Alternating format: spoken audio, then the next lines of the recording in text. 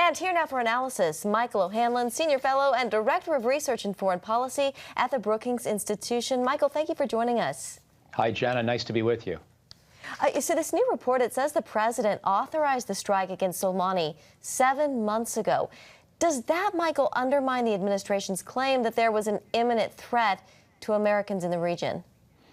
You know, I think this is one of those where you can sort of see both sides. I don't want to sound like I'm avoiding the question, but Soleimani had been killing Americans for 20 years, and he certainly had been instigating KH militia attacks against U.S. facilities in Iran for a fair amount, in Iraq, where American forces were present for a fair amount of time prior to that. It intensified this past fall, so certainly the argument for going after Soleimani was increasingly powerful as the fall unfolded. And then whatever might have been suspected or known about future attacks came on top of that track record, which was not a good track record. So, you know, I'm sympathetic to the idea that Soleimani was, in fact, an ongoing risk to the United States. I think the Trump administration should just not feel the need to exaggerate what it knew. We knew enough to worry about this guy and to have a fairly decent case for taking him off the battlefield. I think the real question now is, how do you go forward? How do you repair relations with the Iraqi government? How do you work out a longer-term vision for getting back to the negotiating table somehow, perhaps someday with Iran?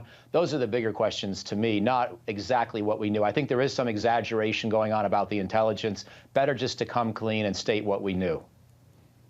Michael, let's talk about the president's tweets sent out in Farsi, the official language of Iran.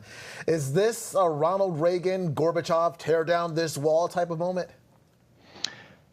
I don't think so, because I fear that the Iranian theocracy is so brutal that it will do what it takes, Tiananmen Square style if necessary, to stay in power.